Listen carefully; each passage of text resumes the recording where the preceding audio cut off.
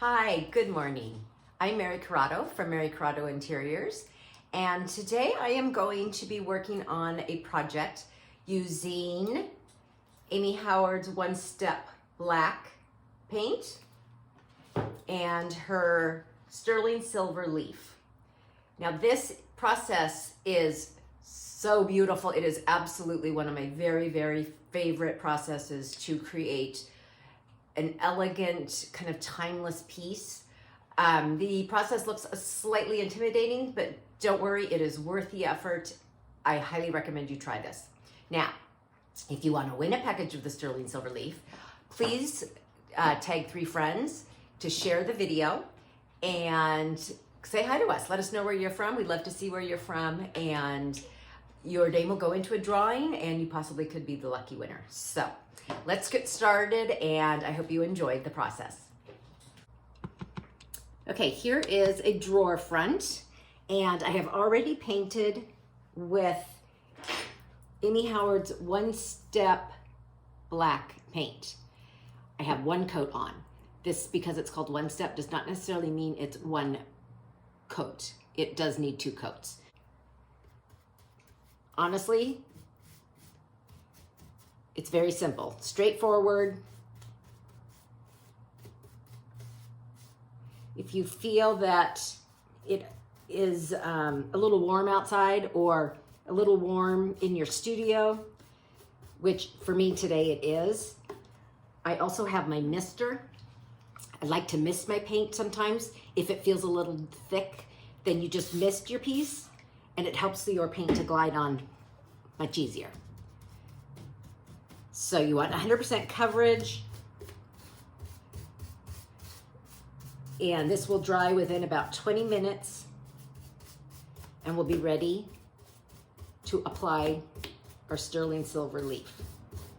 Now, since this has one coat, I tried to be very careful the first coat, so I don't feel that I need to do a real heavy second coat, but I just want to make sure that it's really covered. There are no holidays, and just want it to look as lovely as possible. Now, this is Amy's chalk-based paint. It has no VOCs. It is all water-based, so it is super easy to work with.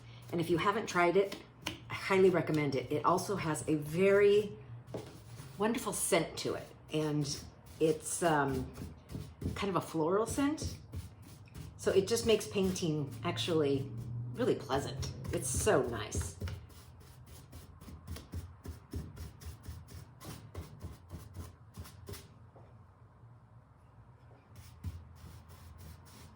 This is the pretty straightforward part. I'm not going to make you watch the whole thing. I have another drawer that's already dried and has 2 coats on it. So I'm going to go to the next one, and I'm going to start to show you how to apply the sterling silver gilding. Okay, here is our drawer that has already been painted with 2 coats. What you're going to need for gilding is you are going to need her actual sterling silver leaf, and the books look like this, although this one has been trimmed already, and I'm going to show you how to trim it so you don't have a lot of waste. And you also want to use the Amy Howard Maker Studio Gilding Size. This is a white glue that gets put on to adhere the leaf to the actual piece. I always use just an artist brush. What you do is really you just brush it on. The beauty of it is it's white, you can see it, and as it dries, it turns glossy. So you will know where you have it, and it will be easy to add your leaf.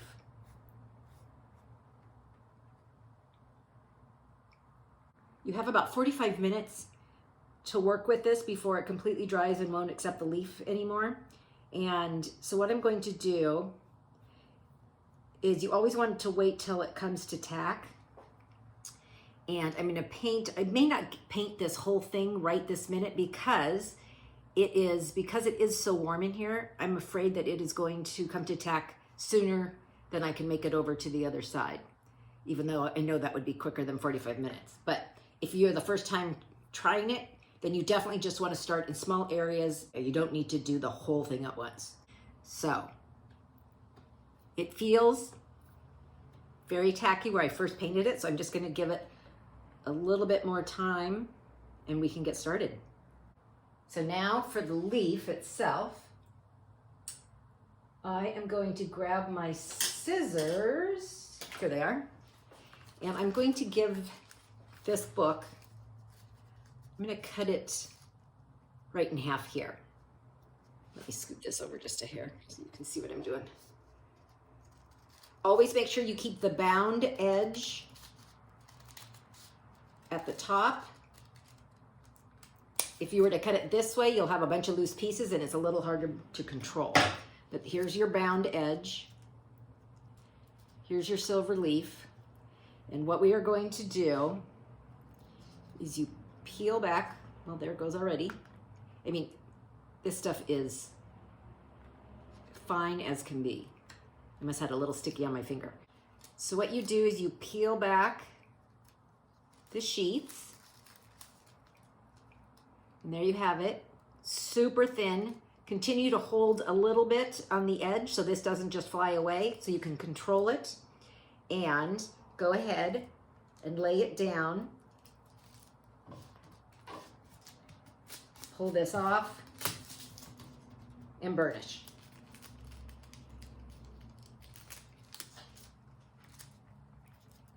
Again, this gets a little tricky. Be careful not to touch it too much. Sometimes I just barely touch it to guide it just a little bit.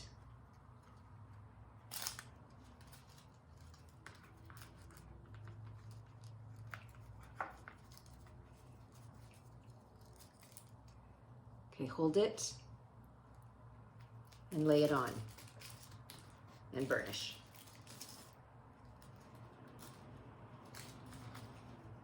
When they start going a little crazy on you,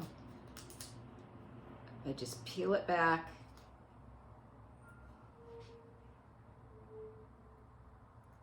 And carefully lay it back on.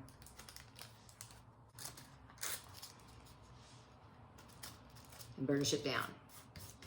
Now you're going to see that I am not doing a perfect job. Now I want to show you that's okay, because what you do is you take another piece and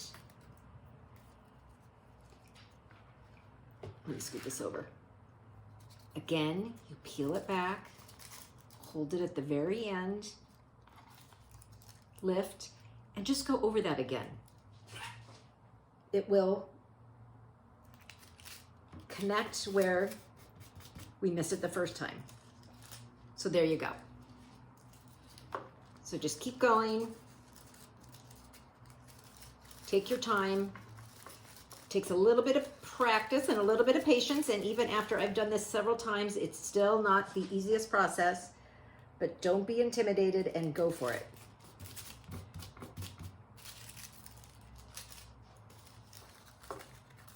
You'll get little flyaways. I mean, this stuff has a mind of its own, so just relax and really just have fun with it.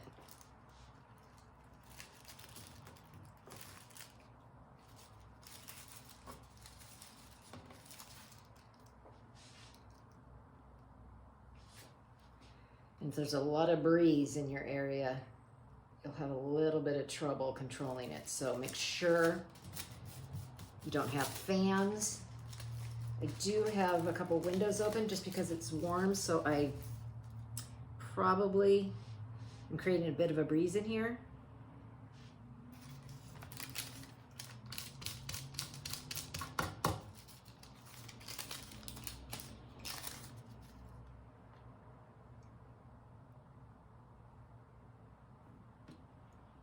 Like I said, don't really touch it So don't really do what I'm doing, but if you have to, just barely grab a hold of it.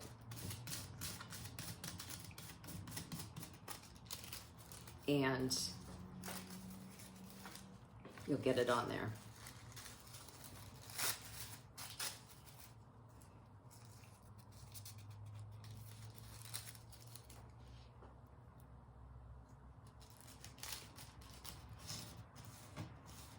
Finish it down.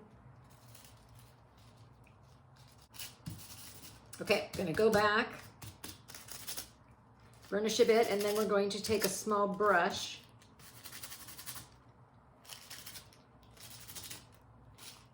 and get rid of the excess. And again, another artist brush, okay? Just brush off the excess.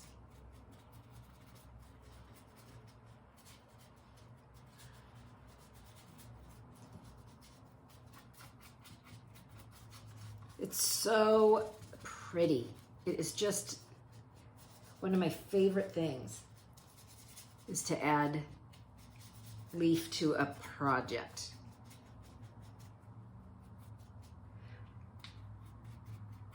Now there's still some gilding size on this area, so I will continue on. And then I will come back. Isn't that pretty though? I will come back and I will show you how we antique this sterling and go from there. So we are completely covered. I see little tiny spots where I'm going to just take my small brush, dip it in my paint, and go back and just cover some of these areas that got the silver gilding on it.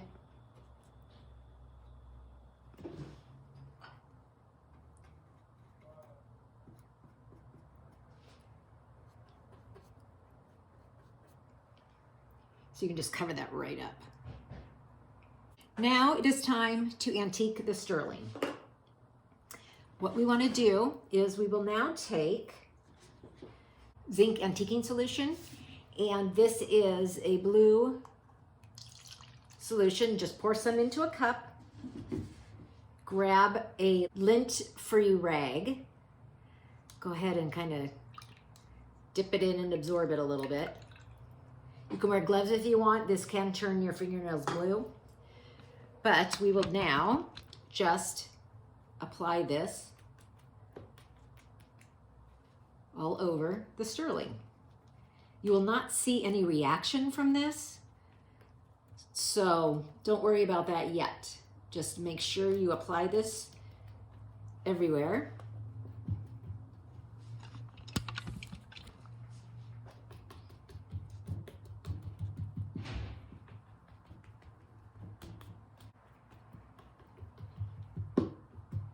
Okay.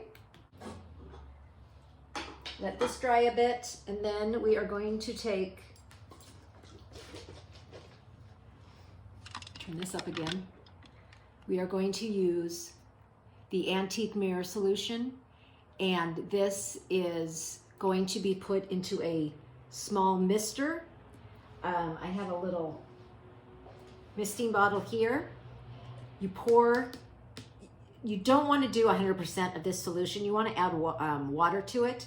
So this is probably 50-50.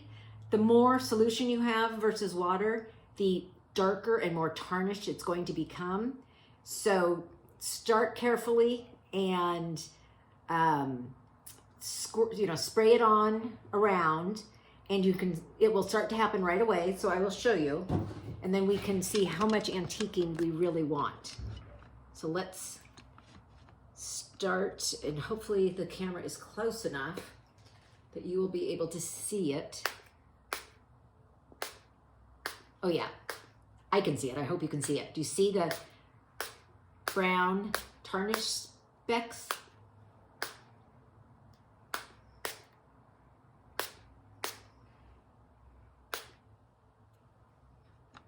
Now this will turn this real silvery silver into an almost golden tone. It's so lovely. You see right down in here how this is, let me see if I hold this up. See how that is turning that beautiful tarnished color. You can apply as little as you want or as much as you want. That is totally up to you.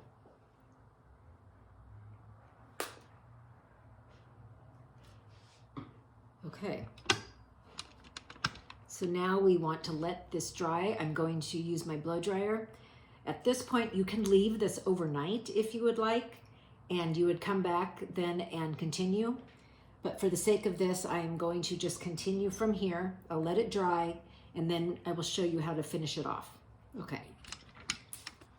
Now that it has dried, hopefully you can see how tarnished this is. It is so beautiful in person. I can't even tell you how pretty this is. The next step we want to do is we are going to take our 4/0 steel wool and we are carefully going to rub it back very lightly. But you just want to get a little bit of wear on there, just kind of on the edges. This will take off any loose leaf that may still be on the edges. It will just wear it as if it were worn naturally. Do not press too hard or you're going to get rid of a lot of your leaf and you're going to be really sad because all your hard work will be for naught.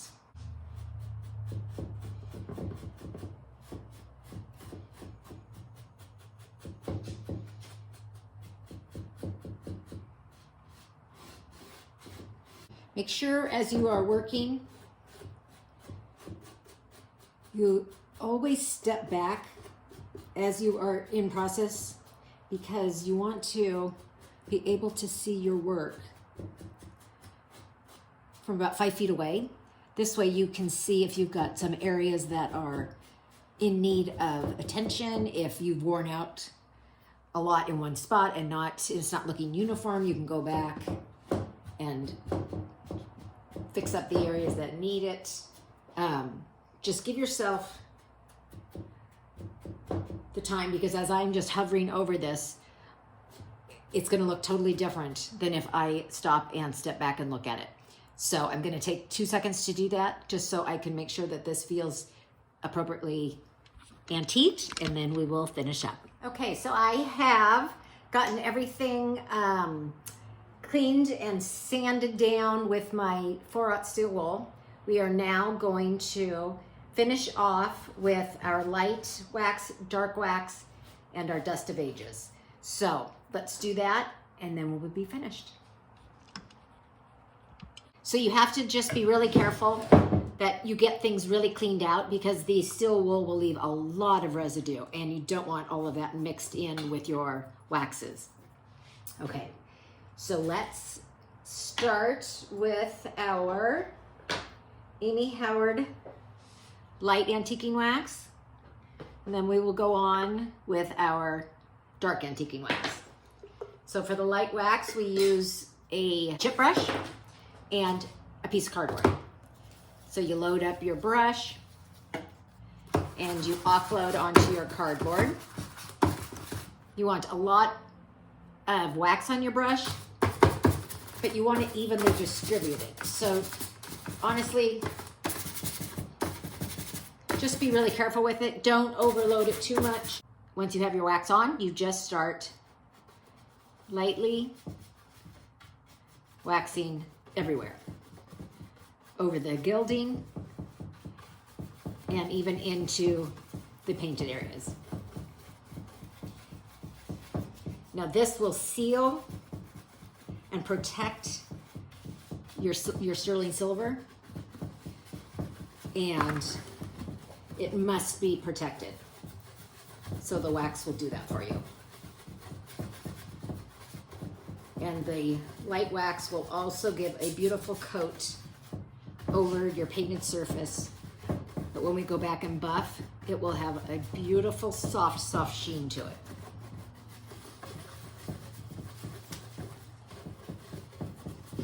You will feel it on your piece, and that is plenty. Okay, we need to let the light wax come to tack. And so that will take, it can take up to about 20 minutes. We can speed it along with a blow dryer or with fanning it. So I am going to speed it along so I can show you then how to apply the dark wax in the dust of ages. Okay, this has come to tack. You can tell it's come to tack when it doesn't feel as greasy. So now we want to use our dark wax.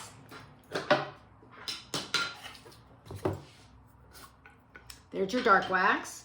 You want your own dark wax brush. This is a brand new clean one. So load it up, offload it onto your cardboard, and then we're going to carefully add it all over the piece, but carefully. So don't be too heavy with it. This already has a lot of antiquing on it. It doesn't need a lot of dark wax, but you can use it. It will show up. So you can use it on the edges where there's more wear. You can use it a little bit on the black. Stick with the edges first. This, I really don't think I'm gonna need a lot of dark wax. This has a lot of, like I said, it already has a lot of antiquing. I'm just gonna kind of put it in there a little bit here, there, and everywhere around the edges. Maybe just a little bit in corners. Okay, I think that will do it. Now again, we're going to let this come to tack, and then we are going to apply our dust of ages, and that will give it its final finished antiqued look. And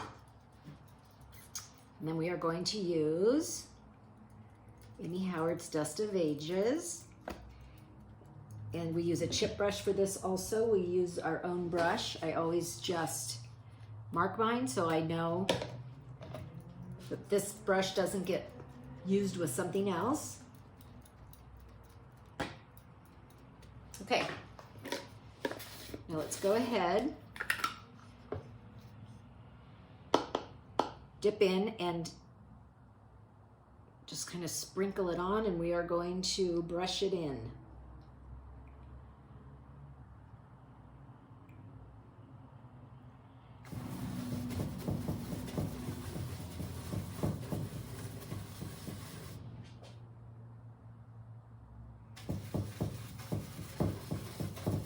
This will actually create some dust in like corners, wherever this piece, if it were truly really an antique, they naturally collect dust. And since this has a lot of edges and corners and all, this dust of ages is imitating that dust and putting it in there so that will make this look like a more authentic antique. Now we take our clean rag and we will start to buff.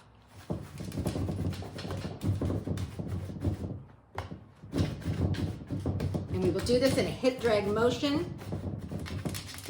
With all these edges, it's going to be a little more difficult. Let's do our best.